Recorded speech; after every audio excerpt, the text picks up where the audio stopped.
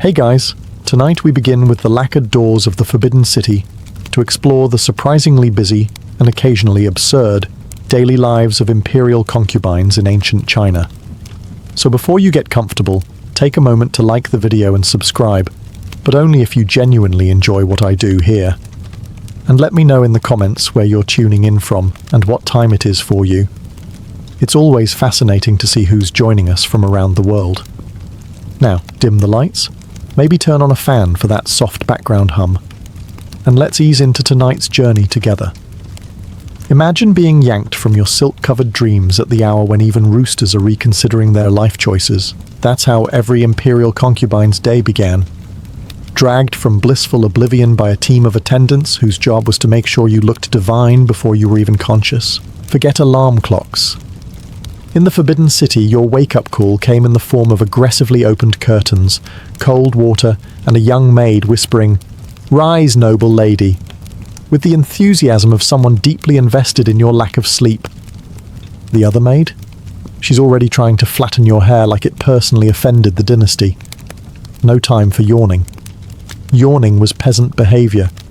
You had about 7 seconds to go from asleep to ethereal celestial being. Puffy eyes? Offensive? Messy bun? Treason? Drool? Congratulations. You've just given the eunuch something to laugh about until next Tuesday. And why the rush? Oh, not for the emperor. He's probably off playing board games with his ministers and forgetting half your name. No, this was to impress your colleagues. You know, the other 50 women trying to outdress, outpowder, and outsmirk you for the exact same man. And believe me, palace women could smell weakness like sharks, smell blood in the water, only they had better shoes and worse intentions. So there you sat, like a statue sculpted from anxiety and rice flour, while attendants dabbed you into a state of presentability.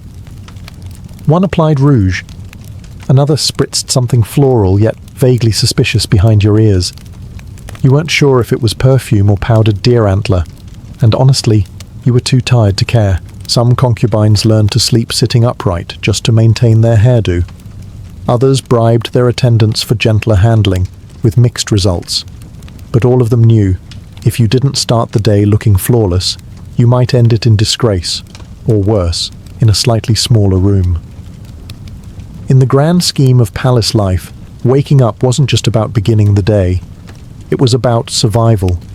Silent, powdered, well-lit survival. And if you dared to look tired, well, that was basically a death sentence. For your rank, your influence, and possibly your access to the good snacks. After the brutal trauma of being styled into a silk-wrapped deity before sunrise, it was finally time for breakfast. A reward? Not exactly. Breakfast in the Forbidden City was less comfort meal and more silent social combat over congee. Concubines gathered in elegant silence, arranged by rank, importance, and whichever moon sign the Empress liked that week.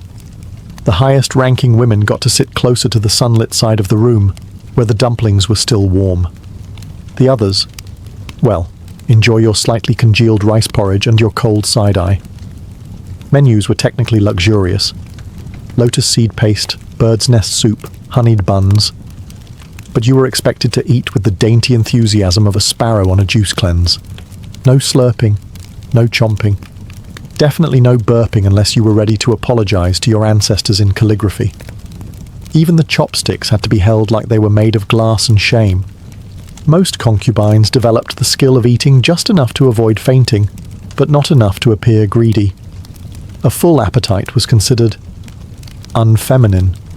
Ravenous? Go meditate. Or sneak some melon seeds under your sleeve and pray no eunuch saw you crunching them behind a pillar. Meanwhile, conversation was an Olympic sport of passive aggression. No one said what they meant. Your hairstyle is very unique today could mean you look like a startled goat, or you're dangerously close to falling out of favor and I'm loving it. Every word was measured. Every compliment a booby trap. If you accidentally implied someone's hairpin looked old, you might wake up demoted to chambermaid. The only safe topic? Praising the emperor, excessively, endlessly. loud enough that a spy passing by might report it. His Majesty's poetry is divine, someone would say, despite everyone knowing the Emperor's verses sounded like they'd been written by a drunk goose. But that didn't matter. Applause ensued. Performances were everything. Authenticity was stored somewhere in a forgotten teacup. And thus, the most important meal of the day passed not with joy, but with the dull tension of a room full of ambitious women, pretending they weren't trying to mentally assassinate each other with every sip of tea. After all, it wasn't just breakfast. It was battle in brocade. Once breakfast was over and the passive-aggressive compliments had settled, the concubines moved into the next segment of their day, existing dramatically, but with purpose.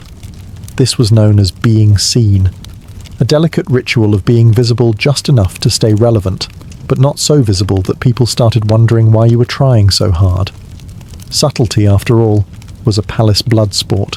You didn't go marching through the gardens like a peasant late for cabbage duty. No.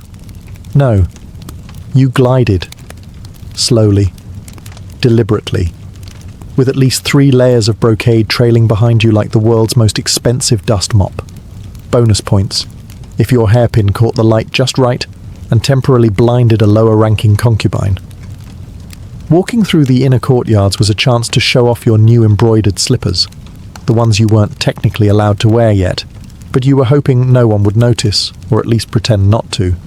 If a noble lady, accidentally, complimented you in earshot of a eunuch with a big mouth, even better.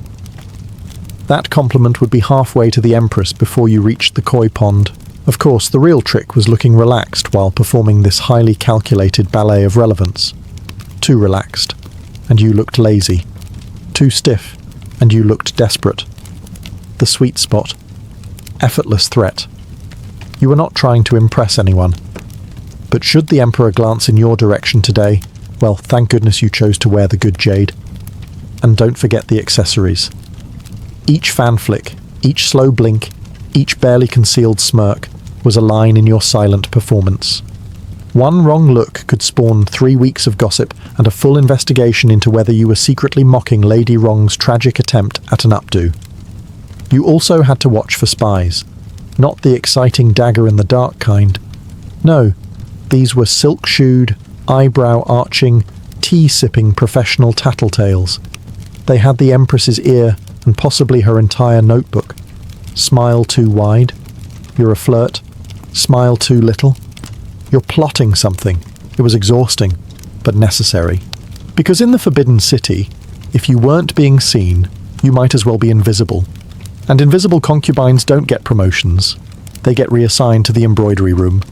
And no one comes back from the embroidery room. Now that you've been seen, gracefully, mysteriously, and with the correct amount of smug humility, it's time to sharpen your most vital tool, your tongue. Not for biting, for flattering. Because in the imperial palace, sincerity was optional. Flattery, on the other hand, was policy. If you were thinking, I'll just be myself, congratulations, you'd be cleaning the calligraphy brushes by sundown. The successful concubine understood that truth was for scholars. Your job was to admire the Emperor's poetry like it had been ghost-written by the heavens themselves, even if it read like a toddler's fever dream. Flattery had rules. It had structure. You couldn't just say, "You look handsome today, Your Majesty." That was the conversational equivalent of handing in a blank exam. No, you needed imagery. Your Majesty's presence today is like the first bloom of plum blossoms after a long winter. There. Now you sound like someone who deserves more hairpins. Of course, you had to flatter the right people too. The Emperor, obviously.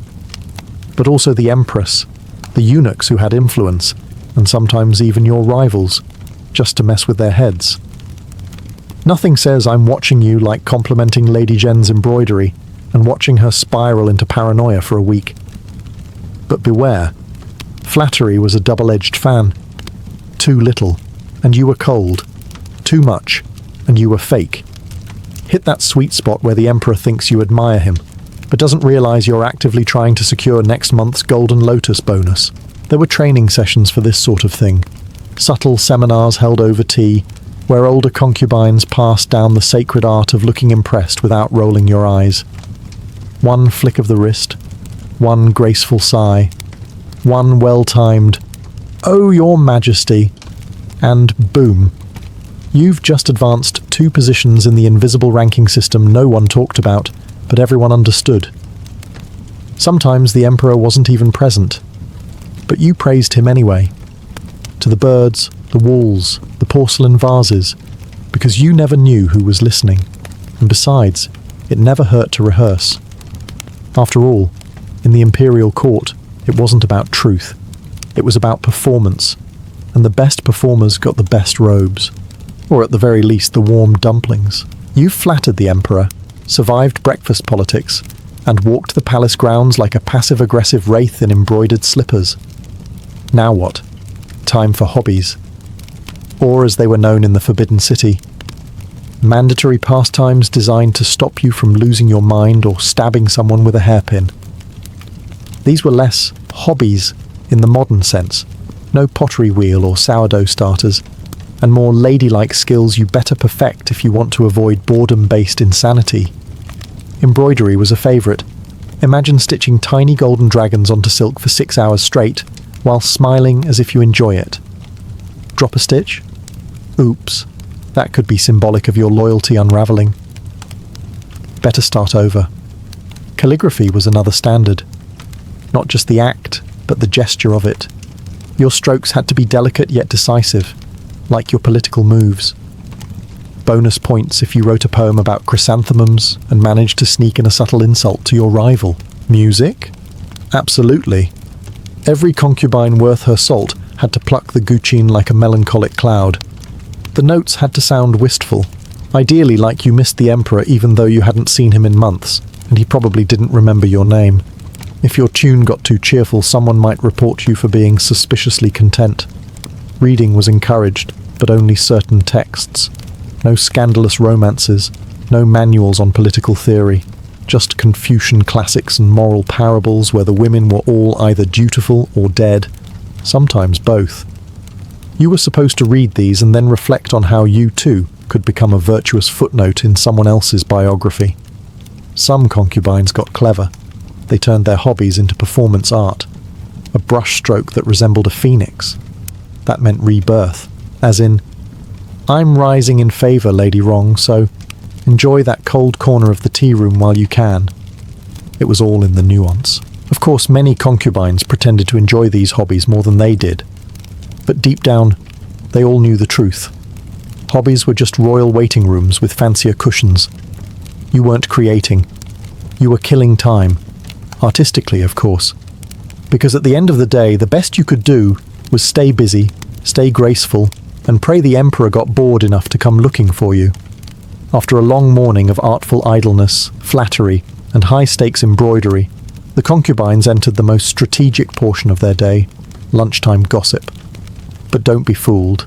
This wasn't just casual chit-chat over dumplings. This was espionage in brocade. Palace gossip was more than entertainment. It was intelligence gathering, social maneuvering, and emotional blackmail disguised as idle curiosity.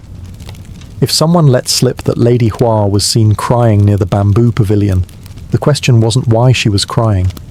It was, who benefits? Gossip moved faster than the official court memos. Eunuchs, maids, and lower-ranked concubines made excellent couriers. One whispered suspicion in the East Wing could be fully weaponized by tea time in the West Courtyard. If you heard someone say, "I probably shouldn't be telling you this," it meant they'd already told 3 other people and were just warming up. The gossip itself was a buffet of scandal. Whose hairpin was found in which corridor, who fainted unexpectedly during music practice, and who was looking pale, a delicate euphemism for possibly pregnant, sick, or plotting something nefarious. Sometimes all 3. But gossip wasn't just about others.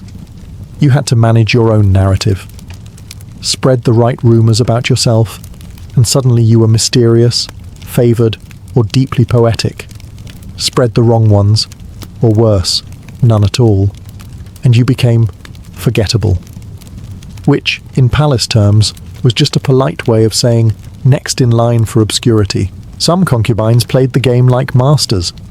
They planted false stories just to watch others panic. One concubine reportedly started a rumor about her own exile, just so she could return unexpectedly and bask in the dramatic attention. That's not gossip, that's performance art. But gossip came with risk. If your name appeared in the wrong whisper chain, you could be summoned for questioning faster than you could say, "I swear I was only quoting Lady Ping." Denial only made it worse. The best tactic was wide-eyed innocence paired with subtle retaliation, usually via embroidered metaphors or suspiciously generous compliments. Because in the end, gossip wasn't just survival. It was a test of your memory, your wit, and your ability to smile while someone tried to ruin you over steamed buns. At this point in your daily concubine career, you've flattered, gossiped, and embroidered yourself into a fine spiritual mist. But here comes the real suspense. The evening selection. The emperor's schedule was a closely guarded mystery, known only to a few eunuchs, several diviners, and probably a passing crane. Each day, a lucky concubine would be chosen to serve His Majesty. A phrase that sounds vaguely domestic, but could mean anything from polite tea drinking to, well, ensuring the dynasty continues.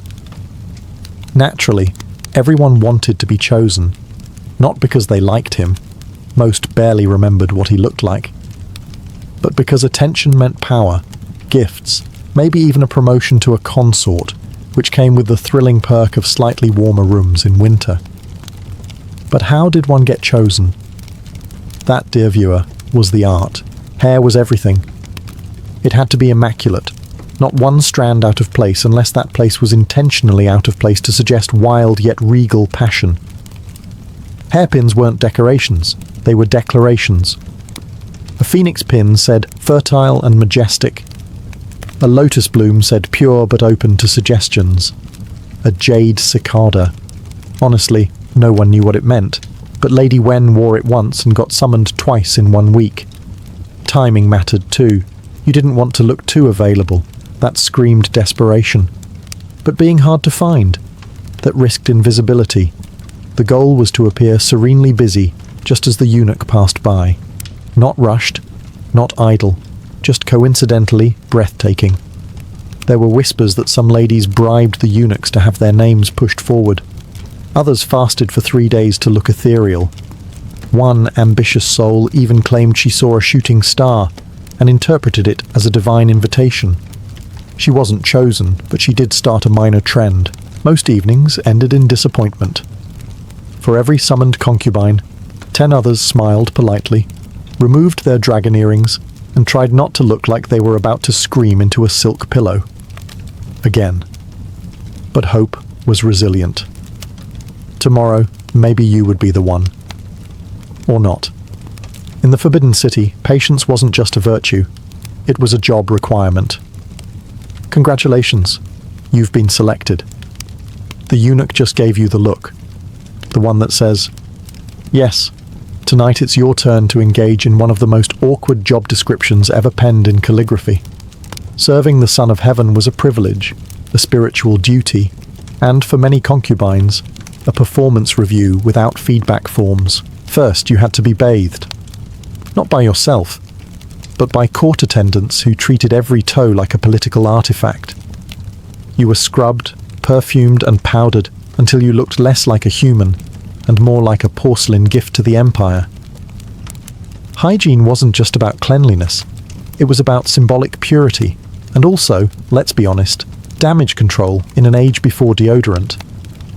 Then came the wardrobe. You didn't just slip into something comfortable. You were dressed in layers of robes so elaborate that moving your arms became an interpretive dance. Your hair had to be perfect. Your scent? Subtle but assertive. Your expression? One of serene readiness, like someone about to host a dinner party they didn't plan. Now, the journey to the Emperor's quarters. You weren't allowed to walk. That would be too dignified. Instead, you were carried on a blanket. Yes, truly. A small group of eunuchs hoisted you up like an awkward, nervous ham and transported you across the palace grounds. It was symbolic. Of what? Submission, grace, and possibly absurd logistics. Once inside the imperial bedchamber, protocol demanded extreme composure. You weren't to speak unless spoken to, no eye contact unless invited, and absolutely no falling asleep before His Majesty did, which could be challenging if the Emperor was the kind of man who wanted to discuss celestial alignments for an hour before getting to business. And the act itself? Let's just say expectations were high and the room cold. Afterwards, you weren't just dismissed. You were catalogued. Palace staff kept meticulous records of which concubine was summoned on which day, not for gossip, but for genealogy. If a baby appeared 9 months later, they needed to know who to give the "congratulations, you're elevating your family forever" sash. So yes, bedroom etiquette wasn't just pillow talk. It was dynasty management with mood lighting. So, you've spent the night in the Emperor's chambers. Congratulations, or condolences, depending on how things went. Either way, the palace wakes early, and so must you, even if your spine is now shaped like a question mark from sleeping on an imperial lacquered platform bed, designed more for aesthetics than human vertebrae. The first order of business? Tea. Lots of it. Not because you're particularly thirsty, but because tea gave you something to do with your hands, while every other concubine subtly stared at you like cats at a closed door. You've gone from one of us to that one, at least for today. The tea room was where strategy resumed. You were expected to appear refreshed, glowing, and preferably not limping. Even if His Majesty simply asked about the weather and fell asleep mid-sentence, you had to exude the air of a woman who had personally saved the dynasty. The trick was to smile just enough to be mysterious, but not enough to suggest you were rubbing it in. And while you sipped your tea with practiced detachment, the real court sport began, decoding your appearance. Was your hair slightly tousled? Deliberate or genuine? Did you receive a hairpin gift? Was it gold or just heavily polished bronze? Was there a new bracelet on your wrist? Or worse, a lack of jewellery, which could mean either extreme favour or extreme disappointment? No one asked directly, of course. That would be uncouth. But they all watched. Closely. The concubines weren't the only ones interested. The eunuchs took notes, the Empress's spies took better notes, and the head of the Bureau of Ceremonial Accounting, a real job title, ensured the encounter was logged in the official records, should a baby conveniently arrive in 10 moon cycles. And if you were pregnant? Well, now you were a state asset. But if not, which was statistically likely, the morning after was a return to normalcy. The pedestal was temporary. The glares, however, lasted all week, so you smiled, nodded, accepted a suspicious compliment about your complexion, and prepared for another day of waiting, whispering, and politely trying not to go insane. Once you've spent a night with the Emperor and survived the morning tea gauntlet, congratulations. You're officially a threat. Not to the throne, of course. Just to the delicate egos of 100 other women who have also memorized the Book of Etiquette and know 37 ways to express contempt using only a fan. You see, life in the harem wasn't one long beauty pageant. It was a cold war with rouge. Every concubine had ambitions, family pressures, and a firm belief that she was destined to rise above the rest. Naturally, things got poetic. Literally. Weaponized poetry became the chosen medium of subtle attack. Because why throw hands when you can throw a verse that questions your rival's virtue using flower metaphors? Let's say Lady May started gaining attention. Suddenly there'd be a poem circulating in the courtyards about a withering lotus blooming far too frequently under the moonlight. Subtle. Cruel. And somehow allowed under palace guidelines. These verses were recited casually at tea, embroidered into handkerchiefs, or conveniently forgotten on silk scrolls near important corridors. Public burn, private delivery. No confrontation, just whispers, side eyes, and a shared appreciation for literary backstabbing. Some concubines, especially the more experienced ones, specialized in praise that felt like poison. Your robe is so bold for this lighting. Only someone with true confidence would dare. It's so admirable how you still use rouge from the southern provinces. so vintage. Of course, it wasn't all about words. Gifts were another way to stake your claim. If the emperor gave you a necklace, you wore it everywhere, even during calligraphy practice. If he gave you a rare peach, you casually held it while watching a rival eat a standard pear. And while the empress rarely descended to this level, she had her own arsenal. Icy nods, last-minute demotions, and the occasional reassignment to a more peaceful palace wing. A euphemism for social exile and boredom. But through it all, the rules remained. No open fighting, no shouting, and absolutely no staining the silks with your tears. Rivalry was an art, and like all palace arts, it had to be beautiful, bloodless, and absolutely devastating. When you live in a palace full of politically motivated women and watchful eunuchs, there are only two acceptable coping mechanisms: embroidery and supernatural paranoia. Unsurprisingly, the latter was more entertaining. The Forbidden City was a swirling vortex of omens, dreams, and celestial warnings. A cat sneezed near the imperial koi pond. That was a sign. Your candle flickered while you were thinking bad thoughts about Lady Shu. That meant the ancestors were judging you. Found a red feather in your rice. Definitely witchcraft. Or a rooster.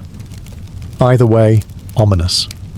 Concubines weren't just women trying to climb the political ladder. They were part-time oracles. Every dream you had was treated like a line from a holy script. Dreamed of rainbows? Good fortune. Dreamed of fire? Danger? Dreamed of the emperor? Well, best to downplay that one unless it came with a lucky number. Of course, nothing got attention like claiming to see a ghost. Ghosts were the palace's favourite gossip topic, second only to whether someone's robe colour clashed with their inner balance. Whispering that you saw a shadowy figure outside your chamber was an excellent way to start a panic, and if you timed it right, delay a rival's tea ceremony indefinitely. The emperor himself was big on omens. Astrology dictated everything from battle strategies to bath schedules. A minor solar eclipse could mean no intimacy for 2 weeks, which, to some concubines, was either a relief or a devastating career setback. And then there were temple visits. Concubines were often sent to pray for the emperor's health, the dynasty's fortune, or, let's be real, for a personal promotion disguised as universal peace. The more incense you offered, the more virtuous you looked. The more dramatic your praying posture, the more likely someone believed your piety wasn't just performative. Some concubines went so far as to cultivate a mystic aura. They'd speak cryptically, gaze meaningfully into lotus ponds, and own disturbingly silent pet birds. It worked surprisingly well. Nothing says, "Don't mess with me," like being the woman who talks to ghosts and once correctly predicted a hailstorm. So yes, spirituality was important, but more importantly, it was useful. Aging gracefully in the imperial harem was less about wisdom and more about slowly becoming part of the wallpaper. Still there, still vaguely respected, but mostly ignored unless someone needed advice on hairpins or which tea reduced bloating. The sad truth? Time was a tyrant, even more so than the emperor. And once your youthful glow dimmed, say around the age of 26, you quietly transitioned from potential mother of heirs to lady of leisure with an uncanny knowledge of embroidery techniques. You didn't get officially fired, of course. This was the palace, not a merchant's stall. Instead, you were elevated to a dignified position in a quiet pavilion with a lovely view of a wall. Promotions in the harem often meant promotions away from relevance. Now, that didn't mean your days were entirely empty. You still had morning rituals, hair to oil, and peach blossom poetry to write with excessive symbolism, but the invitations to the emperor's bedchamber, fewer and far between, and eventually non-existent. When that day came, the eunuchs would stop including you on the rotation scroll, and you'd pretend not to notice while sipping your chrysanthemum tea with the serenity of someone who'd emotionally checked out 3 dynasties ago. Some elder concubines took this as a blessing. No more scheming, no more rouge-induced migraines, no more worrying about who was sleeping with whom. Others, well, They doubled down on passive-aggressive commentary and became walking cautionary tales for the younger girls. Back in my day, we didn't need jasmine oil to smell divine. We had natural allure and a proper posture. Your new peers, mostly other retired concubines, a few wise old maids, and at least one ex-favourite who now wrote passive-aggressive poetry about longing and revenge. But not all was lost. If you played your cards right, you could become a kind of unofficial harem aunt, the woman the others went to for advice, gossip, or help interpreting cryptic love notes. You were no longer the flame, but perhaps a respected keeper of the ashes. Or at worst, a very quiet, very polite ghost who still got to wear brocade. Being an imperial concubine wasn't all veiled threats and passive-aggressive fan-fluttering. Occasionally, perks fluttered down like petals on a politically manipulated breeze. You just had to know where to look, or at least where to pretend to be looking while eavesdropping. First up, gifts. Oh, the gifts. Silks from the south, porcelain from Jingdezhen, hairpins so sharp they could double as weapons if the need ever arose, and it often almost did. When the emperor was pleased, or merely bored, he'd send elaborate tokens to his favourites. Receiving a swan-embroidered robe? You were in, receiving nothing? Well, enjoy your tea and obscurity. But here's the trick. It wasn't just about what you got. It was about who saw you get it. Gifts were currency, status symbols, and conversation starters. Oh, this jade pendant. Just something His Majesty had lying around. He said it reminded him of my eyes.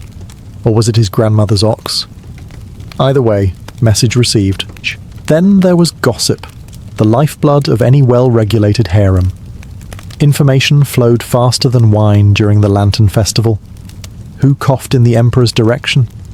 Who was spotted crying near the lotus pond? Who allegedly slipped a love poem under the emperor's dumpling plate? Truth was optional. Drama was mandatory.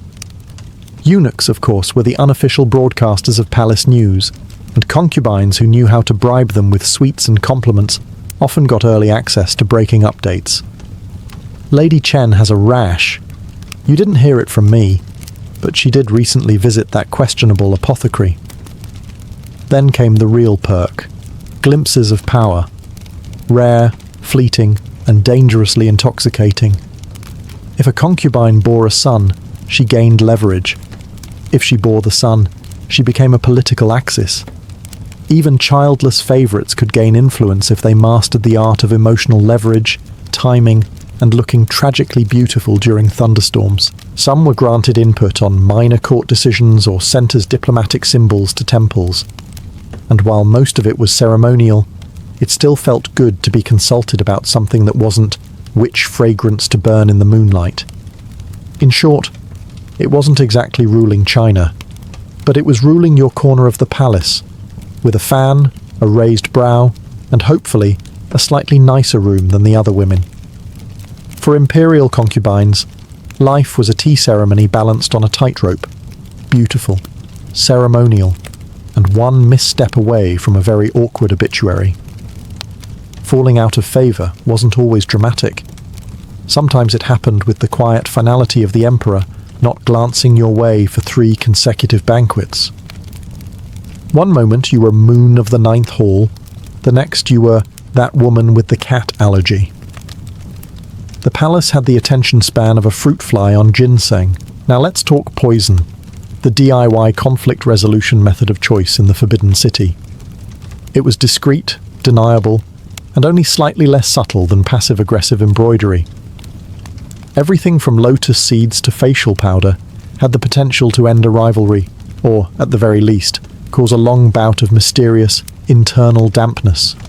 Some concubines were poisoned slowly, a little tainted tea here, a suspicious cake there, and eventually just stopped showing up to hair-combing ceremonies.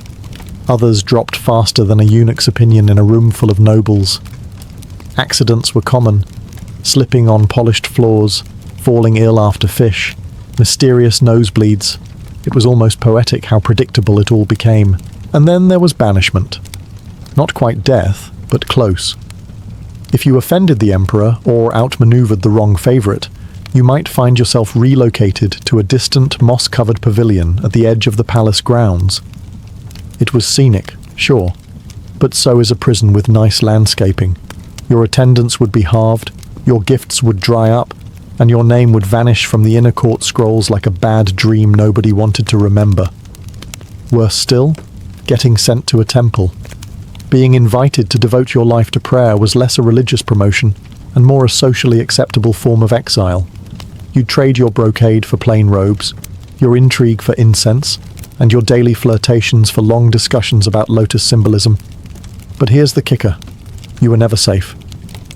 Even favorites could fall. One missed cue, one misinterpreted dream, one scroll misplaced in the wrong chamber, and suddenly you were just another sad story whispered behind painted screens. So remember, in the palace, beauty fades, but mistakes, they echo. When all was said and embroidered, imperial concubines had one final task: survive long enough to be remembered, or at least misremembered in flattering detail. Legacy in the Forbidden City was a tricky beast. Most concubines faded into the soft golden wallpaper of history, their names lost beneath 1,000 footnotes and the occasional cracked ceramic figurine. But a few? Oh, they lived on, through gossip, legend, and memoirs written suspiciously well for women who allegedly weren't allowed to learn how to write. Take, for example, the genre of harem memoirs. These elegant scrolls, often penned anonymously by ex-concubines, palace attendants, or perhaps just very bored court historians, offered intimate glimpses into the velvet and venom world of the inner court. Except they were less reliable accounts and more dramatized fever dreams sprinkled with truth. Some memoirs spoke of secret romances and midnight strolls under the lanterns. Others detailed elaborate schemes involving poisoned dumplings and cryptic flower arrangements. And while most of it sounded like a cross between a soap opera and a Confucian cautionary tale, the point was clear. Being remembered was the ultimate revenge. Concubines who bore imperial sons had a better shot at legacy, of course. Their names appeared in genealogies, temples, and, if they played their cards right, on the occasional lacquered plaque. Others achieved fame simply by refusing to die quietly. A dramatic scandal, a poetic suicide, or a suspiciously convenient illness. That could land you a place in history faster than 100 silk robes. But sometimes, legacy meant becoming a cautionary tale. Don't be like Lady Lin, who argued with the Empress over a hairpin and ended up in a temple with only one servant and a mild goose allergy. These stories were shared over teacups, whispered through generations, and subtly weaponized by mothers-in-law across dynasties. In the end, for every remembered concubine, there were hundreds more who drifted away like incense smoke, briefly fragrant, quickly forgotten. But if you're hearing this story tonight, perhaps one or two of them succeeded. They slipped through the cracks of silence, flung open the silk curtains of time, and said, "Hey, I existed, and I had opinions." In the early years of the 17th century, Kyoto was still the refined capital of courtly traditions, where poetry readings, tea ceremonies, and the serene stillness of no theatre held cultural dominance. Into this world of dignified restraint walked, or rather danced, a woman who would shake the very foundations of Japanese performance art. Her name was Okuni, a shrine maiden from Izumo, and she was about to create something so wildly different, so colourful, and so provocative that it would scandalize the elite and captivate the masses in equal measure. Okuni began performing along the dry riverbeds of the Kamo River, a spot where commoners and merchants gathered for entertainment. Her dances were nothing like the rigid elegance of No. They were flamboyant, filled with exaggerated gestures, witty dialogue, and an unashamed flirtation with the audience. She wore dazzling costumes, often mixing male and female garments in bold, playful combinations, and she infused her performances with satire, poking fun at priests, warriors, and even the aristocracy. The appeal was immediate. Crowds swelled, drawn not only by the novelty of Okuni's style, but also by the subversive energy she brought to the stage. She recruited other women, many of them from backgrounds that society liked to keep hidden in the shadows: entertainers, courtesans, and women who knew how to command attention. This early form, known as Kabuki, or women's kabuki, quickly became famous for its sensuality, humor, and irreverence. But in the highly regulated society of the Edo period, where the Tokugawa shogunate sought to control public morality, such performances didn't sit well with the authorities. The shogunate feared that the mingling of actors and audience, often in ways that extended beyond the performance itself, would disrupt public order and corrupt moral values. And they weren't entirely wrong. Kabuki was as much a social hotspot as it was a theatrical experience. By 1629, the government took the predictable step of banning women from performing altogether, citing immorality. But instead of killing Kabuki, the ban transformed it. Young boys began taking the stage in wakashu kabuki, imitating the women's style with equally elaborate costumes and makeup. This, however, only led to further scandal. But that's a story for the next chapter.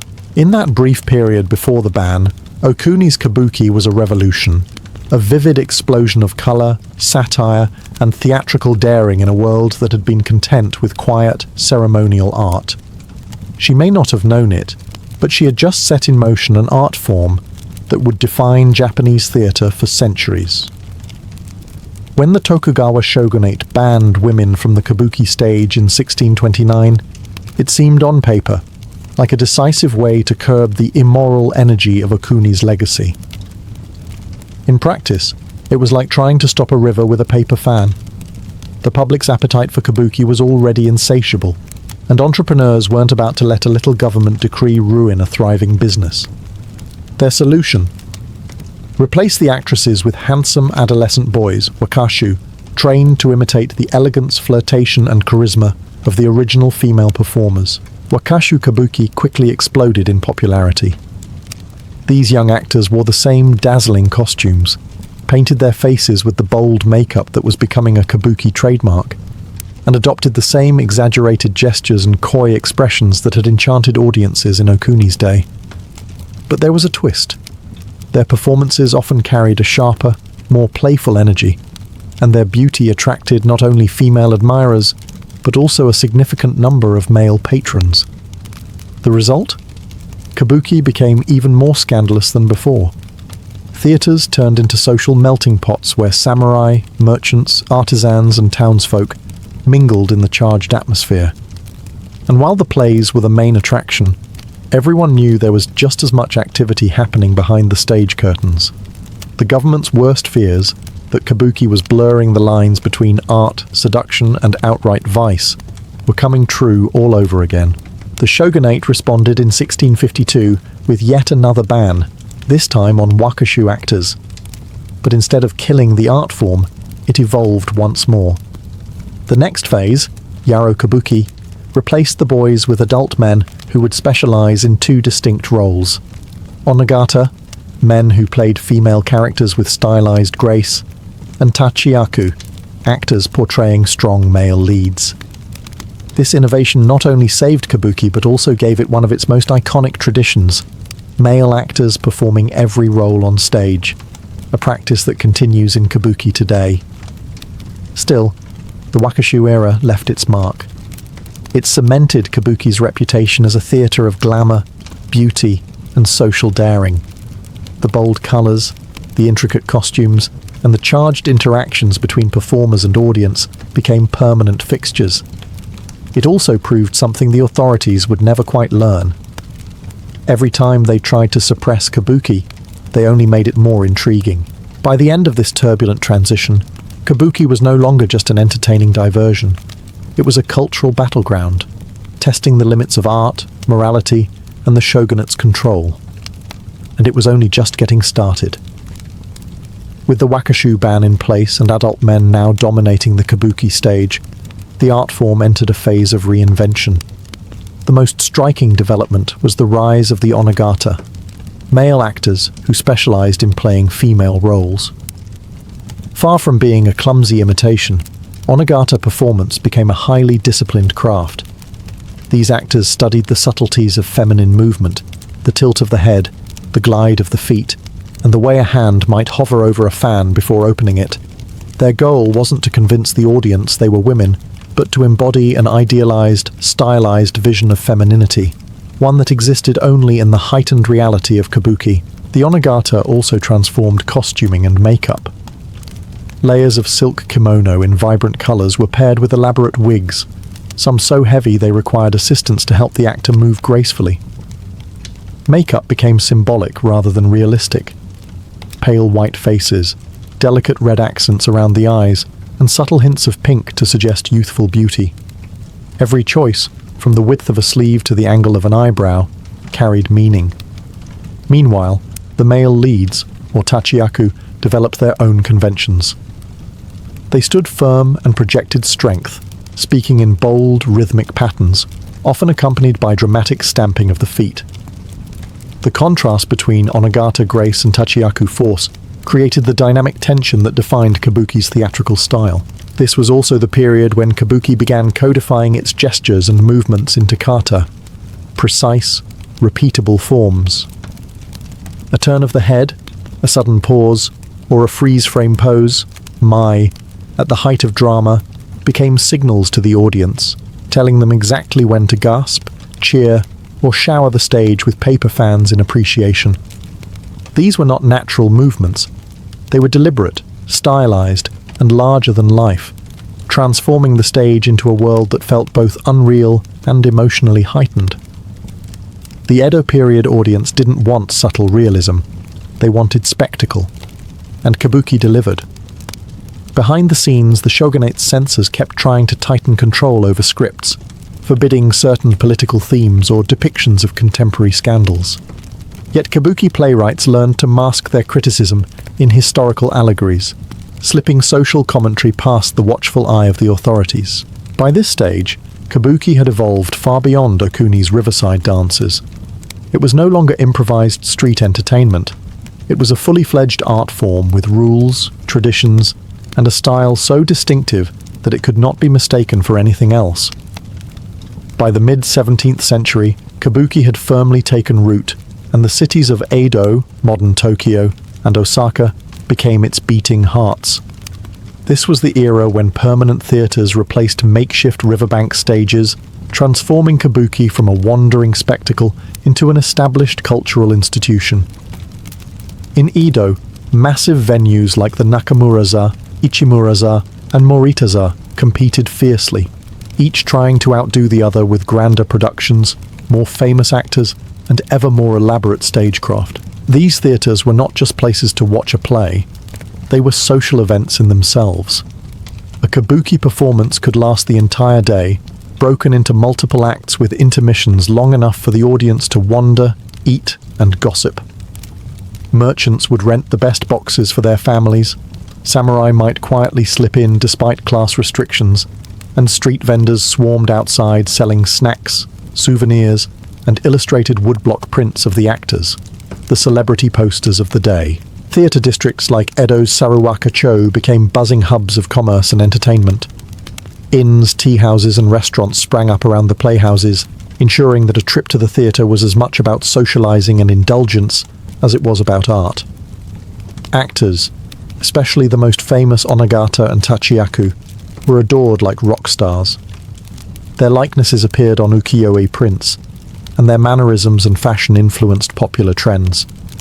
Fans copied the way a beloved actor tied his sash or held his folding fan, just as modern fans might imitate a movie star's hairstyle. Meanwhile, in Osaka, kabuki took on a slightly different flavor. The city was the commercial capital of Japan, and its audiences were known for their refined taste. Osaka productions tended to emphasize intricate plots and emotional depth, developing the wagoto style, softer, more romantic acting, as opposed to Edo's bolder, rougher arigoto style. This created a cultural rivalry between the two cities, with actors often traveling between them to prove their versatility. Stage technology also began to flourish during this golden age. Revolving stages, trapdoors, and dramatic costume changes, hikinuki, became standard features, keeping audiences constantly surprised. The result was an immersive experience that blurred the line between fantasy and reality. By the late 17th century, Kabuki was no longer just entertainment. It was a central part of urban life in Edo and Osaka.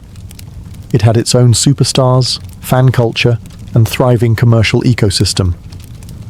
For the growing townsman class, Kabuki wasn't simply theatre. It was identity, fashion, and the heartbeat of the city. By the late 17th century, Kabuki acting had split into two distinct performance styles, each shaped by the cultural character of its home city. In Edo, the bustling shogunate capital full of ambitious warriors and merchants on the rise, audiences wanted something big, bold, and brimming with raw energy. This gave birth to Aragoto, literally rough style. Pioneered by the legendary Ichikawa Danjuro fear, Aragoto was theatre at its most exaggerated. Heroes were larger-than-life figures with booming voices, dramatic stomps and poses, held so fiercely the audience could feel the actor's pulse from the back row. Costumes were massive, layered and brightly coloured, often with symbolic designs like fierce dragons or crashing waves to match the character's temperament. Thick, bold Kumadori makeup transformed actors into living masks, with red lines to signal courage, blue for villainy, and black for supernatural beings. It was Kabuki as a living woodblock print, a style meant to shock and awe. Meanwhile, down in Osaka and Kyoto, a different taste was emerging. Merchants there, with their appreciation for refined manners and subtler storytelling, gravitated toward wagoto, the soft style, championed by Sakata Tojuro III. In wagoto, heroes were gentle, romantic, and often flawed, drawn into love affairs, misunderstandings, and moments of vulnerability. The acting emphasized naturalistic movement, softer voices, and emotional nuance rather than sheer spectacle. Costumes were elegant but less ostentatious, and makeup avoided the harsh lines of Aragoto, instead highlighting the actor's own facial features. These two styles reflected more than artistic preference. They mirrored the social character of the cities themselves. Edo's rough, fast-paced energy demanded swagger and heroics, while Osaka's mercantile elegance preferred wit, romance, and emotional resonance. For audiences, the distinction became part of the fun. An Edo theatre-goer might cheer for a roaring Aragoto warrior, while an Osaka fan would sigh over a tragic wagoto lover. Actors often specialized in one style, but the most versatile stars learned to master both, switching cities and adapting their performance to local expectations. This cross-pollination helped Kabuki remain fresh and innovative, while also deepening the divide between its two creative capitals. By the turn of the 18th century, Aragoto and wagoto were not just acting styles, they were Kabuki's dual identity. Together, they gave the art form a dramatic range that could move an audience to thunderous applause one night and quiet tears the next, ensuring Kabuki's appeal across the entire spectrum of Edo-period society. Long before modern pop idols and Hollywood heartthrobs, there were Kabuki actors. And in the Edo period, they were nothing short of gods among men. These performers weren't just known, they were worshipped. Their fans memorized their roles, copied their fashion, and flooded the theatres to catch even a glimpse of them strutting across the Hanamichi, the famous walkway that sliced through the audience like a catwalk made for dramatic entrances. Actors like Ichikawa Danjuro I, the thundering face of Aragoto, became icons in Edo, while Sakata Tojuro I, the romantic master of wagoto, held court in Osaka. But this wasn't admiration in a polite golf clap sort of way. It was obsession. Fans collected woodblock prints called yakusha-e, glamorous portraits of their favorite stars. These prints were sold by the thousands and plastered across homes and shops like teenage bedroom posters. Some fans even tattooed the names of their favorite actors on their bodies, permanent proof of their devotion. What made Kabuki actors so intoxicating to the public wasn't just their performances, it was the aura. The best of them exuded charisma, mystery, and emotional depth on stage and off. They blurred the lines between their characters and real lives, playing romantic heroes one day and being romantically linked to wealthy patrons or powerful samurai the next. The gossip around them was half the thrill. Some actors leaned into this fame with calculated flair. They staged dramatic retirements only to return in comeback performances. They cultivated signature poses, voice inflections, or makeup styles instantly recognizable across the kabuki world. This wasn't just performance, it was brand building, Edo style. Of course, celebrity came with risks. Rivalries between actors sometimes spilled into actual brawls. Fan clubs, yes, those existed, occasionally clashed over seats or actor loyalty. And scandals were inevitable. Affairs with high-ranking samurai, involvement in illegal gambling rings, or backstage betrayals could ignite public frenzy and government scrutiny. Still, the kabuki actor's status as a public figure was unlike anything else in Edo society. Unlike samurai or nobles, kabuki stars earned their fame through talent, charisma, and sheer theatrical magnetism. They were walking contradictions, adored by the people, distrusted by the authorities, and impossible to ignore. In a society where most people's lives were tightly controlled by class and convention, kabuki actors offered a glimpse into something freer, more glamorous, and undeniably human. They weren't just performers. They were living legends, and the public couldn't get enough. If you thought kabuki actors were just up there for the drama, think again. The visual spectacle was half the thrill. From the moment an actor stepped on stage, every thread of silk and smear of paint carried meaning. In fact, kabuki's visual design was so loud, so symbolic, and so precise that it could practically scream across the room without a single word. Let's start with the costumes. These weren't just clothes. They were walking fireworks. Silk robes in vibrant reds, deep purples, blinding golds. Embroidery so intricate it looked like it was sewn by demigods with obsessive-compulsive disorder. Dragons, cranes, crashing waves and swirling clouds were stitched into garments that weighed as much as a toddler. A single character change could require an entire team backstage performing lightning-fast hikanuki quick changes, yanking off the top layer of clothing in one dramatic swoop to reveal a whole new outfit underneath, right in the middle of the scene. Then came the makeup, known as kumadori. This wasn't subtle contouring. It was war paint. Thick white foundation blanketed the actor's face, with sharp, expressive lines drawn in vivid colors depending on the character's type. Red meant power and virtue. Blue signaled villains, ghosts, or emotional distress. Brown could mean supernatural strength. These designs weren't meant to make the actor look human. They were symbols made flesh. You didn't just see the hero or the demon. You read it on their face like a scroll. And let's not forget the wigs, which could be so elaborate they deserved their own billing. Towering top knots, flowing tresses, or tightly coiled buns, all designed to move with the actor's performance. Certain wigs were engineered for dramatic reveals or transformations, turning a peasant into a princess with one theatrical spin. The stage itself joined in the fun, with trapdoors, rotating platforms, mawari butai, and the dramatic hanamichi runway that cut through the audience. Kabuki was a 360-degree assault on the senses. The lighting? Natural daylight, no mood lighting here. The actors had to project emotion not just through words but through shape, color, and movement. Every visual element in kabuki was exaggerated, symbolic, and perfectly calculated. It wasn't realism. It was aesthetic storytelling, where costumes and makeup didn't just support the drama, they were the drama. In an era without CGI, kabuki pulled off the impossible, turning silk, pigment, and wood into pure magic. Living under the Tokugawa shogunate wasn't exactly a free speech paradise. The government kept a tight grip on public behavior, expression, and especially anything that smelled of political dissent. So, what did kabuki do? It got clever. Really clever. Kabuki theatre didn't just survive censorship. It thrived under it by mastering the art of implication, metaphor, and historical disguise. The shogunate forbade contemporary political themes, critique of the ruling class, or anything that could stir the pot socially. So, kabuki playwrights turned to the past. Specifically, the jidaimono, or period plays, which used historical settings to comment on current issues. It was the Edo-era equivalent of saying, "This totally isn't about the current government, it's about some samurai from 400 years ago. Promise." But the audience wasn't fooled.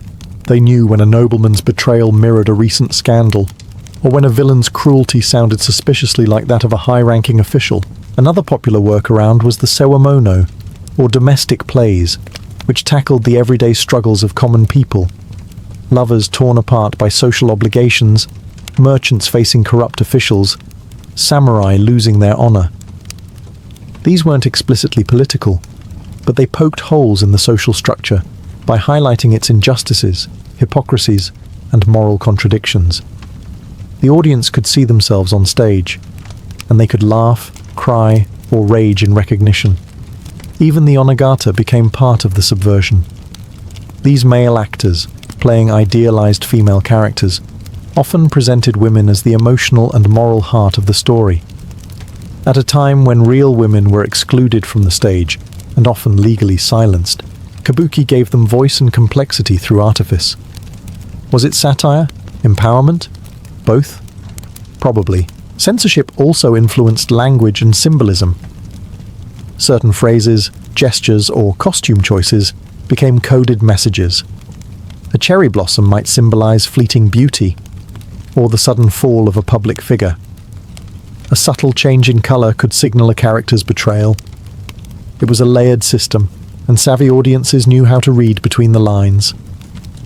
Government censors attended shows, sometimes in disguise, but Kabuki's brilliance was in giving them just enough plausible deniability.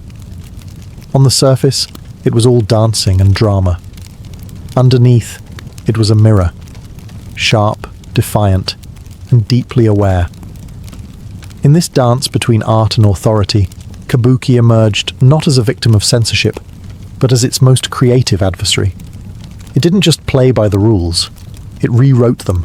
As the Edo period drew to a close in the 19th century, Kabuki stood tall as a cultural giant, a living chronicle of Japan's urban heart, its struggles, its laughter, and its contradictions. But it wasn't content with being a relic.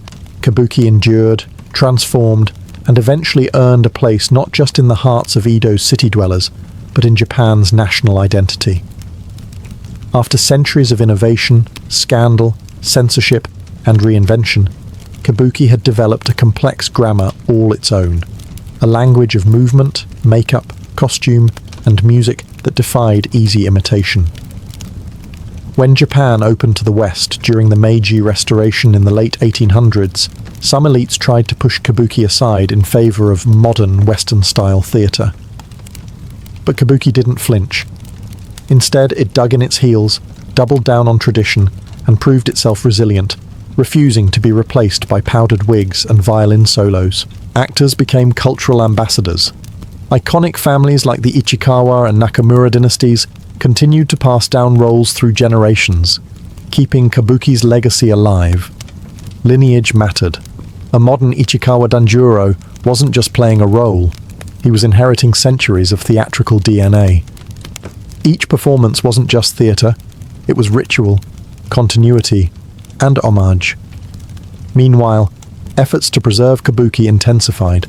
Classic scripts were archived, training schools were established, stage techniques were refined and systematized. By the 20th century, Kabuki had not only survived modernization, it had been enshrined. The Japanese government designated it an important intangible cultural property, and UNESCO eventually recognized it as part of the world's intangible cultural heritage. But don't mistake preservation for stagnation. Modern Kabuki actors continued to reinterpret roles, adjust pacing, and explore new ways to connect with contemporary audiences, all while staying true to the form. Some productions added modern lighting, sound effects, or multimedia projections, blending old and new in ways that Okuni herself might have found delightfully rebellious. Today, whether performed in the grand Kabuki-za in Tokyo or adapted for a school stage in a rural town, Kabuki still casts its spell. It reminds Japan, and the world, that theatre isn't just entertainment. It's memory. It's identity. It's a centuries-old dialogue between past and present, spoken in silk, pigment, and thunderous applause. And somewhere, in the echo of a mai pose and the stomp of a wooden gaiter, Okuni is probably smiling. Long before matadors in glittering suits strutted across sandy arenas, long before the roar of a Spanish crowd met the stomp of an angry bull, there were the Romans.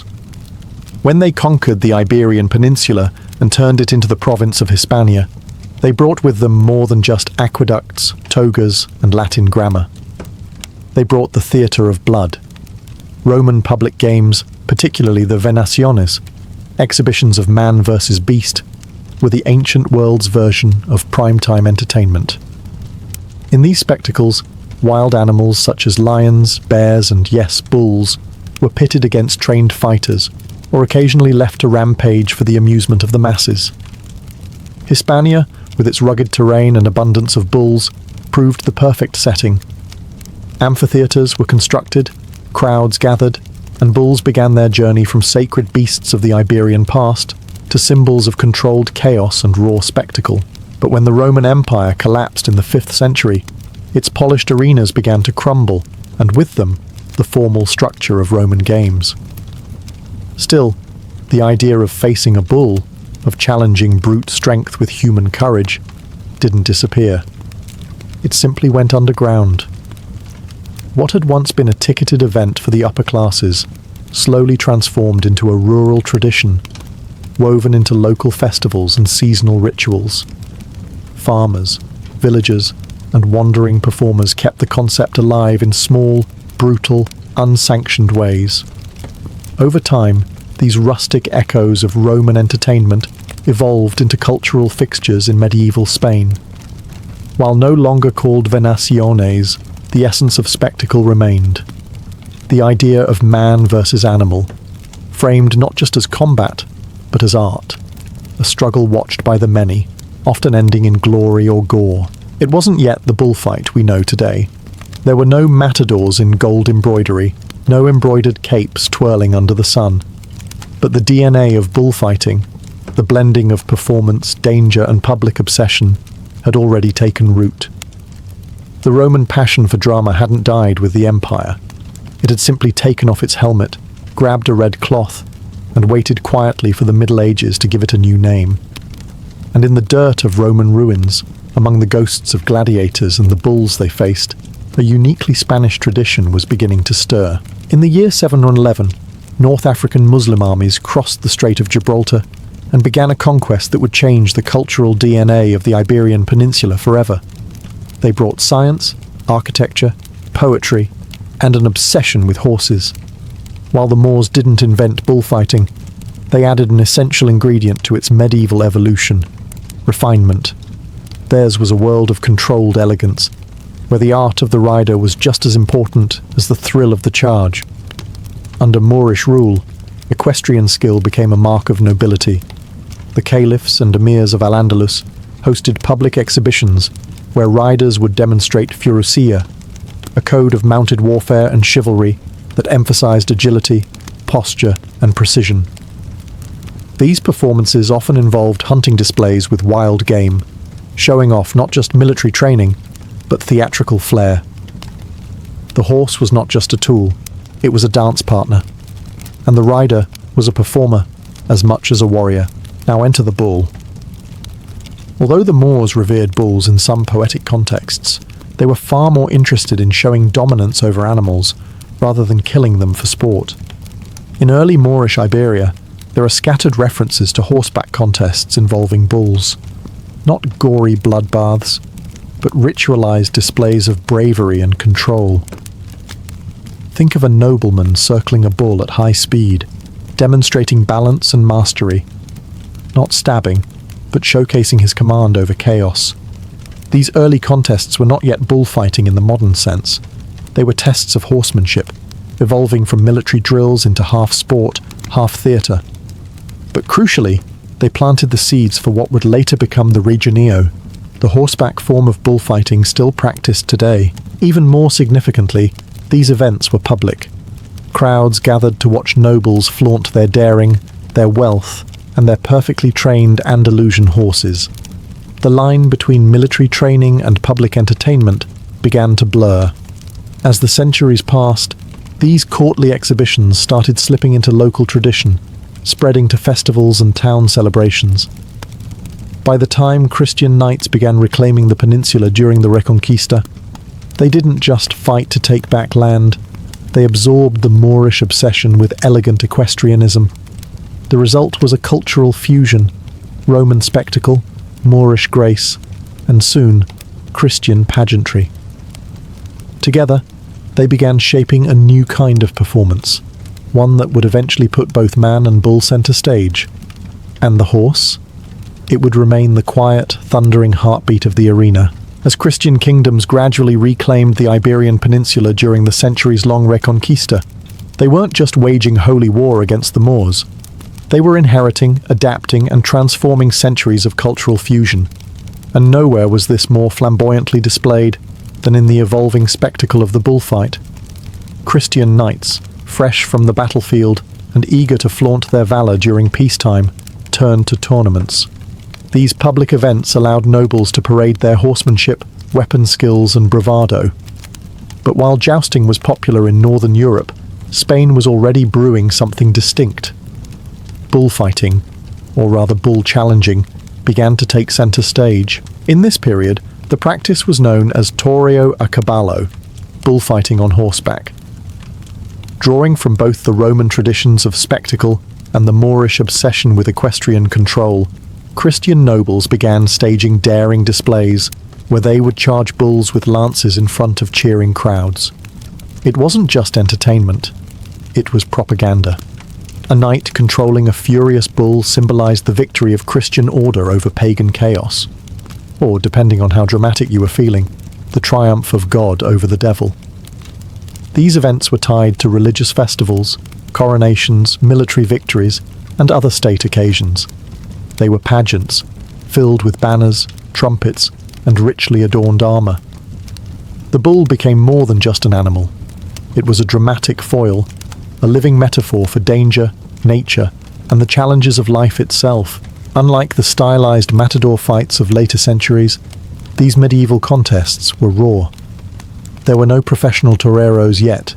Participants were aristocrats, knights, and military elites, many of whom saw it as a personal rite of courage. Injuries were common. Deaths happened. But backing down in front of a bull meant losing honor. And in medieval Spain, you'd sooner lose a limb than your reputation. These noble bullfighters didn't just inspire awe, they inspired imitation. Across Spain, local festivals began including amateur versions of these contests. Young men from farming villages, emboldened by wine and testosterone, would try to emulate their lords by taunting or dodging bulls. Thus, the spectacle began to trickle downward, from royal courts to town squares. By the late Middle Ages, the bullfight had become a two-headed tradition: noble sport on horseback and popular daredevilry on foot. Both were growing, evolving, and setting the stage for the next dramatic transformation, when the matador would finally arrive. By the late Middle Ages, bullfighting was no longer reserved for silk-clad nobles under royal banners. It had begun to seep into the fabric of everyday Spanish life, trickling from palaces into plazas. What began as a demonstration of aristocratic skill evolved into a grassroots ritual, rowdy, dangerous, and proudly local. In towns and villages across medieval Spain, bull festivities became regular features of religious festivals, harvest feasts, and saint days. Unlike the elegant displays of the noble class, these events were chaotic, unpredictable, and often wildly improvised. Bulls were released into cobbled streets or crude arenas, and young men, often with no formal training and far too much pride, would charge, leap, taunt, or try not to die. This was the beginning of bullfighting on foot. There were no lances, no armor, no horses. Just speed, nerve, and whatever cloth you could wave in front of a charging beast. These amateur toreros weren't looking for applause. They were looking for status. A successful close pass, a daring sidestep, or a wild jump over the horns could win the cheers of a crowd and the whispered admiration of the local girls. But it wasn't all wine and bravado. Towns began to recognize the draw of these events. Local leaders constructed wooden barricades, elevated viewing stands, and rudimentary rings. Bull runs, encierros, became traditions, some of which still survive today, like the famed San Fermin festival in Pamplona. Even as they remained spontaneous, these events began to take on structure. Roles were defined. Rules, loose though they were, started to emerge. Crucially, the absence of horses changed everything. A man facing a bull on foot required a different set of skills: agility over force, rhythm over brute strength, performance over power. And with that shift, something new entered the tradition: a theatrical flair. Movements became stylized, costumes became brighter. The crowd wasn't just watching a contest, they were watching a show. This evolution sparked something vital: the professionalization of the bullfighter. As crowds grew and reputations were made, certain men became known not just for bravery, but for grace. They didn't just survive the bull, they danced with it. The knight was fading from center stage. In his place rose a new figure, still courageous, still showy, but grounded, flamboyant, and born from the streets. The seeds of the modern matador had been planted. In medieval Spain, the bull was more than a beast. It was a symbol woven into the spiritual and ceremonial rhythm of life. Bullfighting, as it developed during this period, didn't exist in isolation. It was part of a larger tapestry of religious festivals, civic rituals, and public celebration. And if there's one thing medieval Spaniards knew how to do, it was throw a dramatic, God-fearing party. Almost every town had a patron saint, and almost every patron saint had a feast day.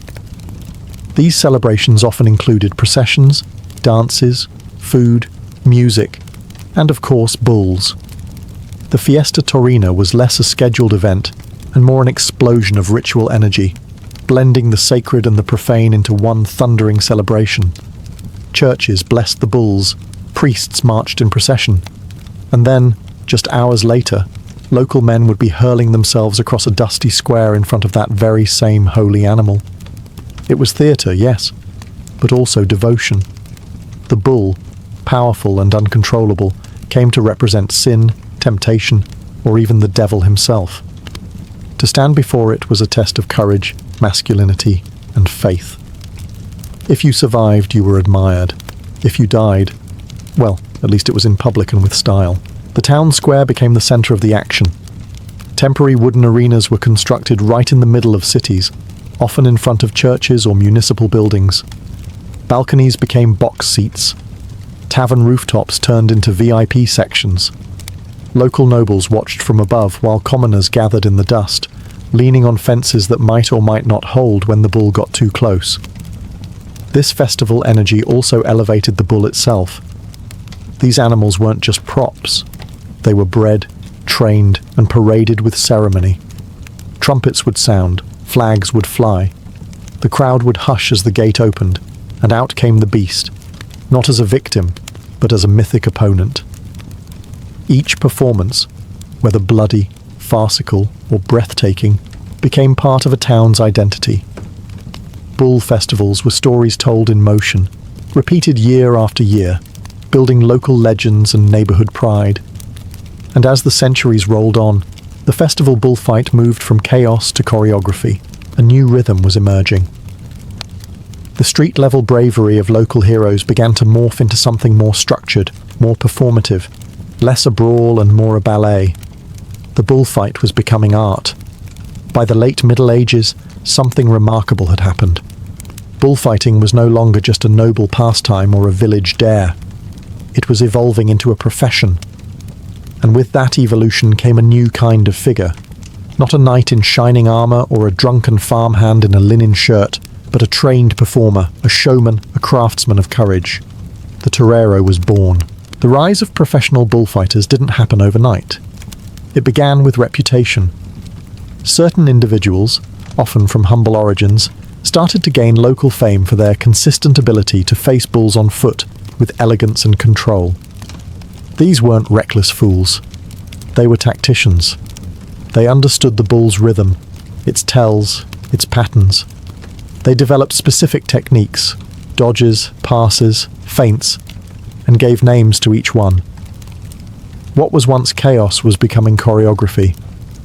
The torero wasn't just there to survive, he was there to impress. Style mattered. The way you moved, the angle of your approach, the timing of your steps, all of it became part of a growing code. And the more recognizable these techniques became, the more audiences began to expect and demand them. In short, the crowd was no longer content with luck and blood. They wanted drama. They wanted flair. They wanted technique. It was during this time that we also see the first inklings of specialized training. Young men aspiring to enter the ring would apprentice under seasoned fighters. They'd learn the craft, practice the footwork, and study the psychology of the bull. The art was becoming generational, passed down, refined and preserved like a guild trade. This shift also meant a change in attire. Gone were the rough village clothes or the flashy armor of knights. Early toreros began wearing more flamboyant costumes, influenced by both courtly fashion and theatrical design. Color and contrast became key, not only for spectacle, but also so every movement could be seen clearly from the crowd. Clothing, like movement, became part of the performance. The torero represented something new in Spanish society, the commoner elevated by skill, not bloodline. He was a man of the people, but with a touch of the divine, capable of facing death not with brute strength but with artistry. And as this figure began to take over the arena, the very identity of the bullfight shifted, from ritual and brawl to a staged duel of grace, danger, and rising fame. While the spotlight increasingly turned toward the torero, there was another equally critical figure in this evolving medieval tradition, the bull itself. Not just any beast would do. As bullfighting grew from scattered village events to a structured, symbolic art form, the bulls had to evolve with it. That meant one thing: breeding. Selective, calculated, and deadly serious breeding. By the late medieval period, certain regions of Spain, particularly Andalusia, became known for producing bulls of exceptional size, aggression, and stamina. These animals weren't accidental champions. Breeders began focusing on specific traits: wide horns, powerful frames, and most importantly, a noble ferocity. The ideal bull didn't just charge, it performed. It moved with purpose, responded to the cape, and displayed a kind of brutal intelligence. A bull that simply ran in circles was a bore. A bull that fought back, read the matador's movements, and adapted in the arena. That was the real prize. Families began to develop bull ranches, precursors to the great ganaderias that still dominate Spanish bullfighting today. These were multi-generational efforts, with bulls raised from calves under strict supervision, their temperaments observed and tested. Not all were selected for the ring. Only the most spirited, and potentially lethal, made the final cut. Ironically, these bulls lived better than many peasants. They roamed large estates, were well fed, and kept in near wild conditions to preserve their strength and instincts. The contradiction was poetic, a life of peace and comfort, leading to a violent, theatrical death. Breeders weren't just supplying animals, they were shaping the very identity of the bullfight. The unpredictability of the bull was part of the drama, but within boundaries. A good bull needed to be dangerous, yes, but also predictable enough for the torero to perform with grace.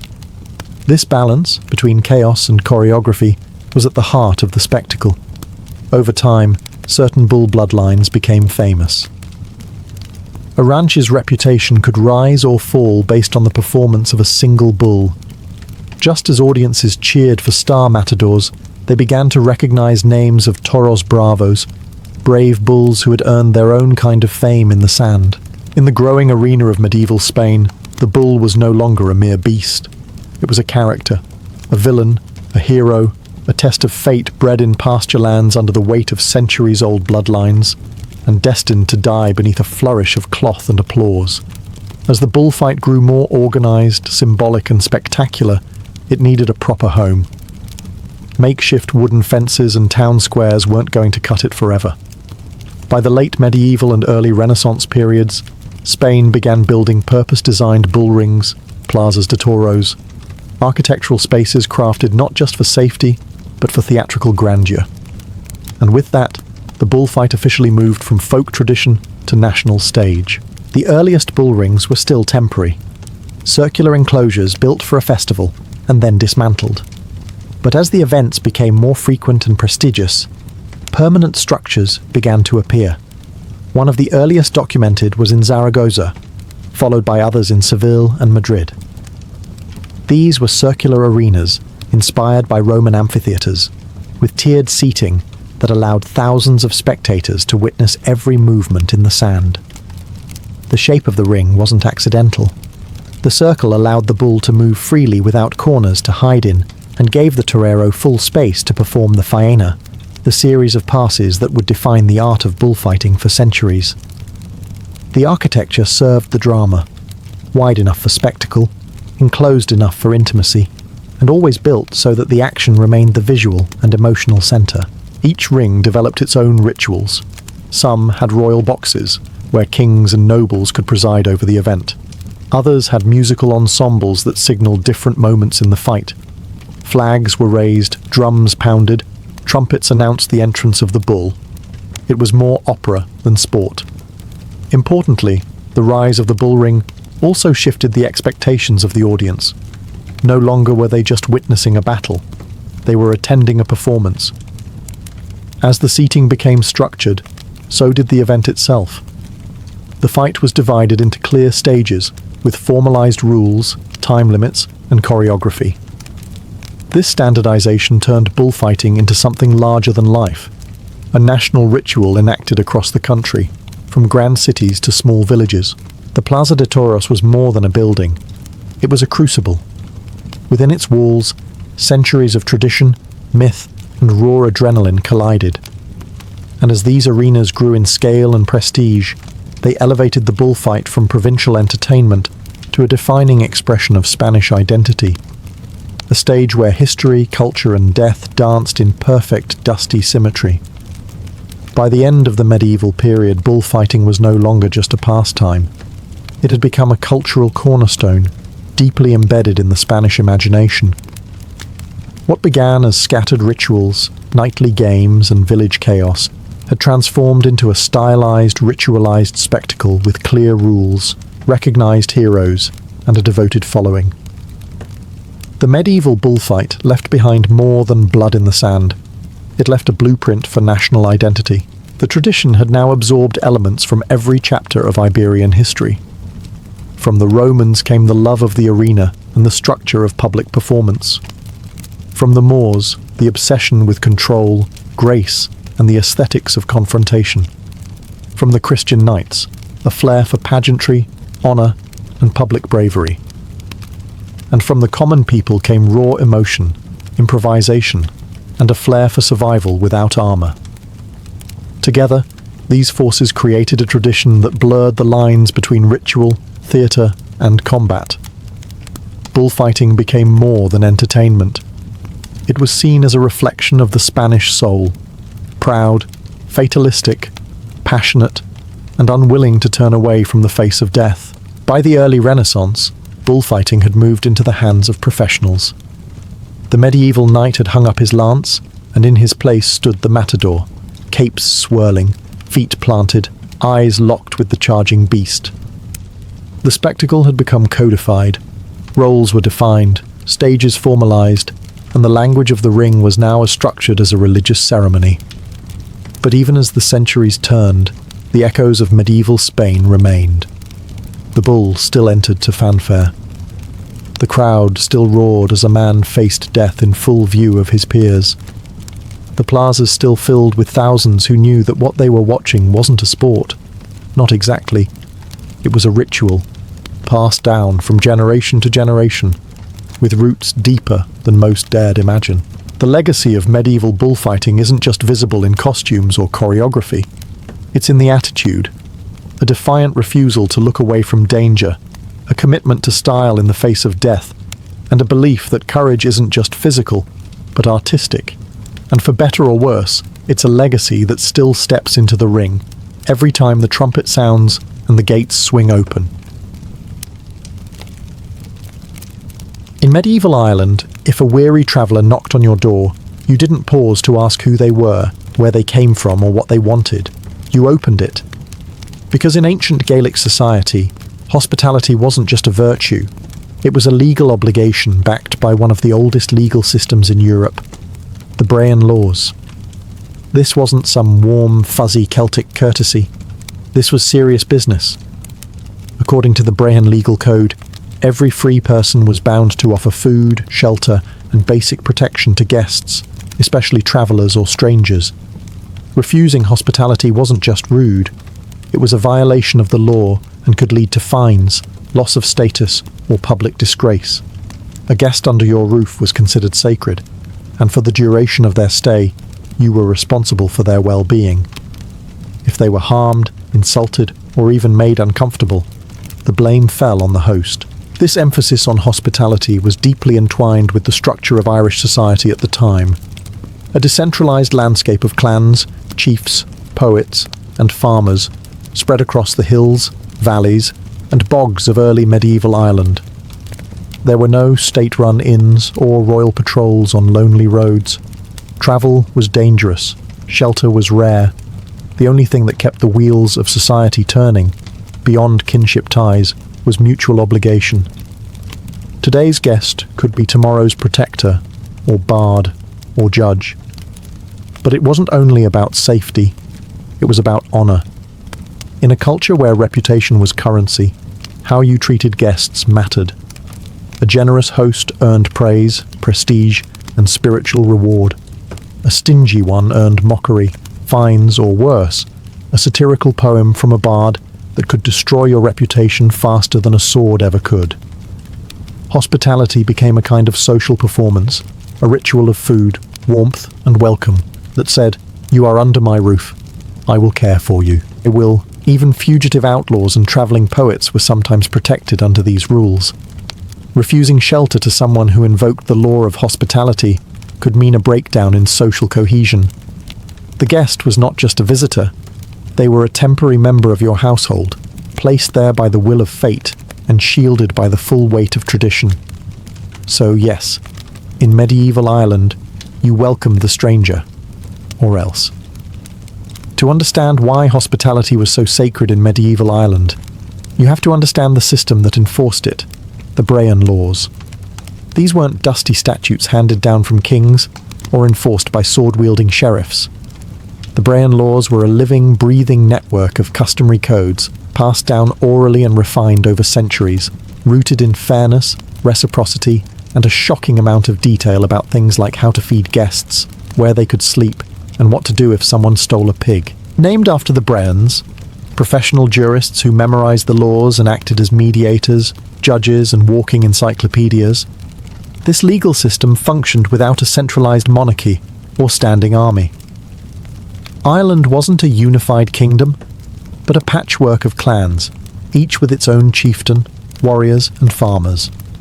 The law was what held it all together, and hospitality was one of its cornerstone expectations. The Brehon Code didn't just recommend hospitality, it enforced it. Entire legal tracts outlined the responsibilities of hosts and the rights of guests. There were laws governing how long a guest could stay, typically 3 nights, what kind of food and bedding should be provided depending on the host's status, and what to do if a guest insulted their host or overstayed their welcome. There was even a legal term for an unlawful guest, heir fortail, someone who abused the rights of hospitality and could be expelled or fined. Why such meticulous attention to house guests? Because in a society without hotels, postal systems, or highways, travellers were vulnerable. A travelling poet, messenger, or monk had to rely on the goodwill of strangers. If one clan started refusing travellers, it disrupted trade, news, and the sacred flow of cultural exchange. Hospitality wasn't charity, it was infrastructure. The Brehons, often attached to noble households or monasteries, didn't just recite laws. They interpreted them, adapted them to context, and ensured they were followed. Their rulings weren't enforced with prisons. Shame and honour were the currency. A host who violated the rules of hospitality could be publicly disgraced, fined livestock, or barred from making future legal claims. So while modern law might care more about contracts and codes, medieval Ireland's legal heart beat to the rhythm of something much older. The idea that every person deserved a welcome, a warm meal, and a roof over their head, because society itself depended on it. Not all guests were created equal in medieval Ireland, but nearly every traveller had some kind of right to hospitality. The Brehon Laws were surprisingly inclusive for their time, outlining not just the duties of hosts, but the categories of people who could legally expect shelter, food, and safety. From noble envoys to wandering bards, the Irish hearth had room for more than just friends and neighbours. At the top of the list were Aikmafine, members of one's own kin group. If a cousin 3 times removed showed up at your door dripping from the rain and demanding stew, you were legally obligated to let him in. But kinship wasn't the only passport. Travelling poets, known as fillid, enjoyed near-religious status.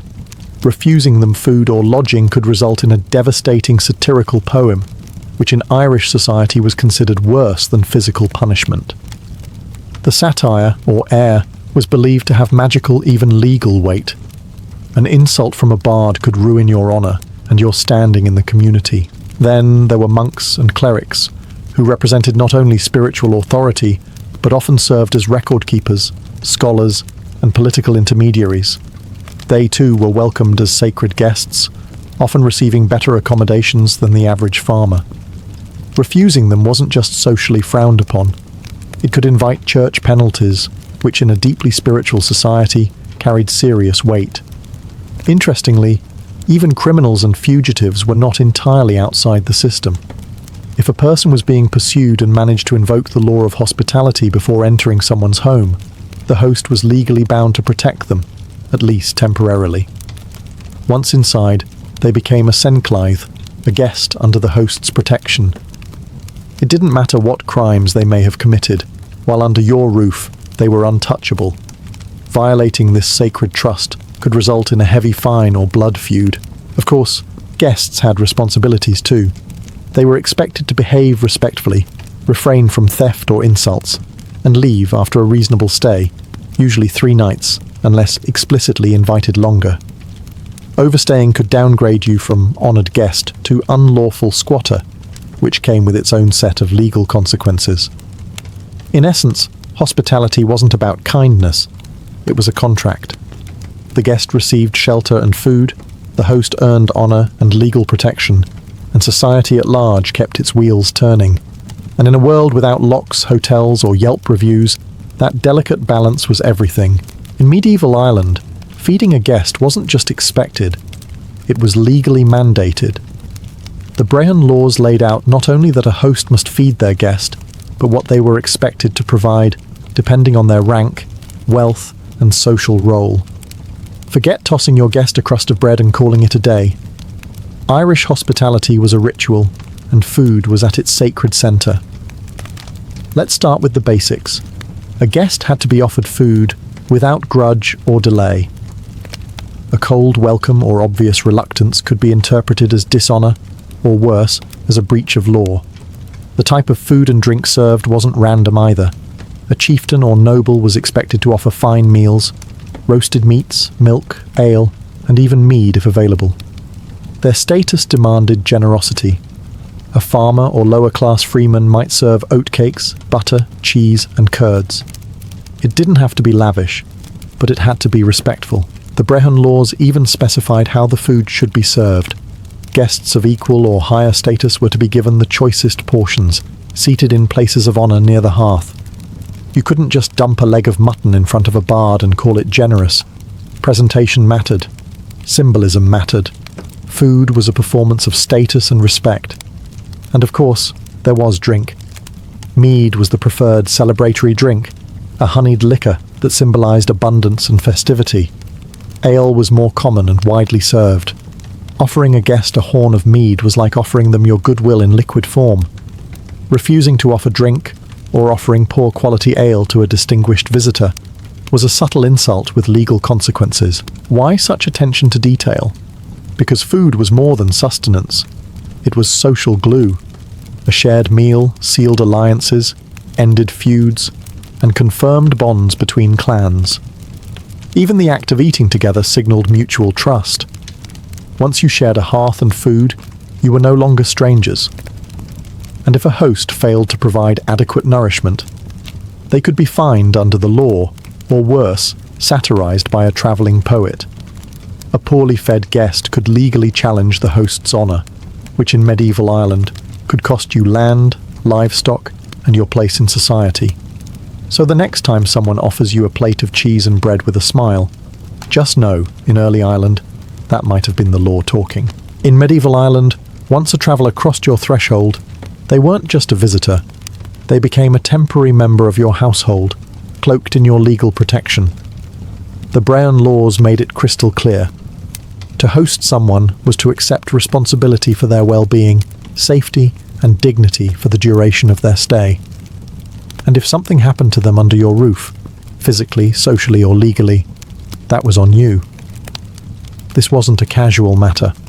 Your home became their sanctuary. If the guest was fleeing enemies, the moment they entered your bruden, hospitality house, or home, their pursuers were obligated to halt. The sanctity of hospitality overrode even blood feuds, temporarily at least. The guest became a censorship, a sacred guest, and attacking them under the host's protection was a legal offence, one that could lead to restitution or even full-blown clan retaliation. This protection extended beyond physical harm. Gossip, insult, and public shame were also prohibited. If your guest was mocked or dishonoured under your roof, you could be fined. Not because you said the words, but because you failed to prevent it. The host's role was that of guardian, moderator, and provider. Their household, no matter how humble, became a temporary court of civility. Even the sleeping arrangements carried legal weight. A guest was to be given appropriate bedding, ideally near the fire in winter months. While a nobleman might enjoy a separate chamber, even a travelling craftsman was entitled to a clean straw bed and shelter from the elements. Letting a guest freeze or sleep among the animals was a punishable disgrace, unless the animals were better off than the humans, in which case that was a whole other legal discussion. The guest, for their part, was expected to behave with decorum. They weren't to insult the household, abuse the host's trust, or take anything without permission. But as long as they stayed within those bounds, they were, for all legal intents and purposes, inviolable. Any harm done to them while under a host's roof carried heavier consequences than if done out in the open. In a land where justice was personal and honour was currency, sheltering someone wasn't just about keeping them dry. It was about stepping into a sacred role, protector, provider, and temporary steward of peace in a world that didn't always offer it freely. In the poetic balance of the Brehon Laws, hospitality was generous, but not infinite. Enter the 3 nights rule, one of the most practical and fascinating clauses in medieval Irish custom. This rule stated that a guest had the right to stay under a host's protection for 3 nights, no more, no less, before their legal status changed. After that, they weren't just a guest, they were a problem. 3 nights. That was the legal line between honoured hospitality and social freeloading. During those 3 days, a host was expected to provide food, drink, shelter, and safety. They could not demand labour, payment, or service in return. But after that point, the guest became what's known in the legal texts as heir fortail, literally, a burden of the household. At that point, the host was allowed to gently, or not so gently, nudge them toward the exit. Why 3 nights? Because it struck a delicate balance between generosity and sustainability. The Irish countryside was dotted with small settlements and family holdings. Resources weren't limitless, and hosting wasn't always convenient, especially in winter. By capping the legal hospitality period at 3 nights, the law ensured that hosts wouldn't be exploited and that guests wouldn't overstay their welcome. But even that expiration date came with nuance. If a guest was ill, injured or delayed due to storm or danger, the host was morally expected, and sometimes legally required, to extend shelter. The law always made room for compassion. However, once the guest had recovered, or the weather cleared, the clock resumed ticking. Refusing to leave after the allotted time could lead to fines or humiliation.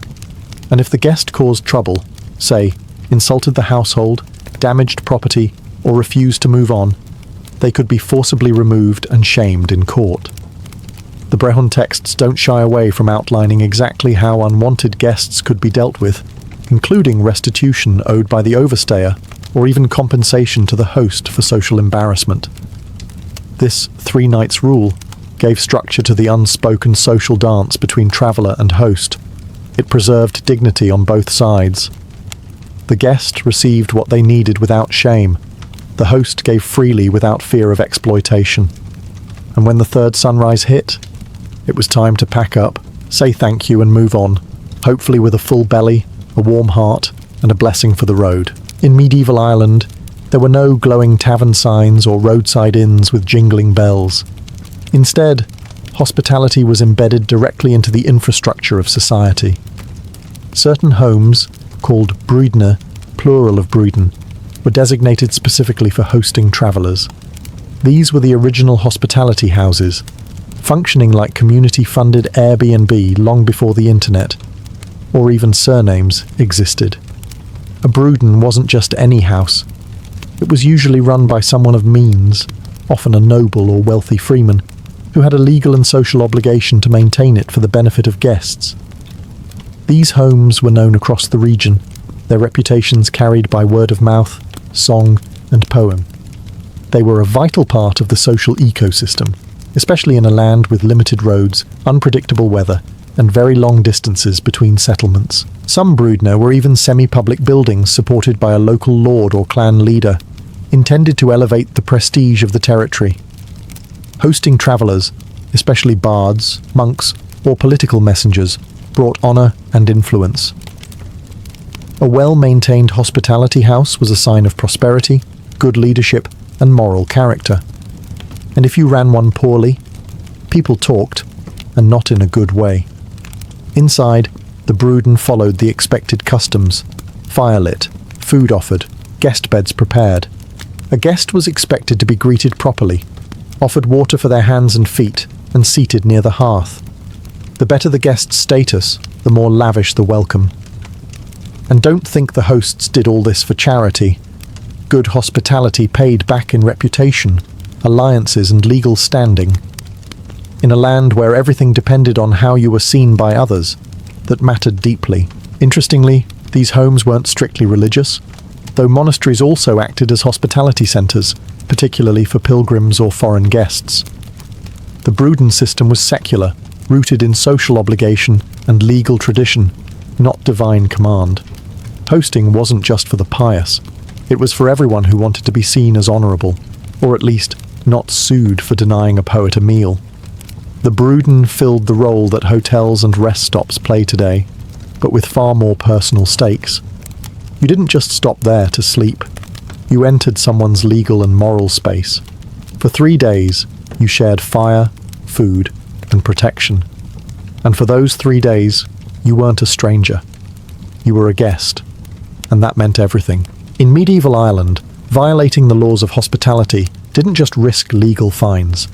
It risked something far worse: public ridicule by a professional poet. And make no mistake, a poet's insult wasn't just an awkward moment at dinner. It could ruin your life. In a society governed by honour, the sharpest weapon wasn't a sword. It was a stanza. Under the Brehon legal system, poets, filid, held immense power. They weren't just entertainers. They were legal witnesses, oral historians, and cultural enforcers.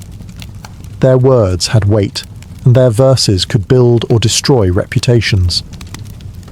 So when a poet arrived at your doorstep seeking shelter, turning them away was equivalent to stepping on a landmine.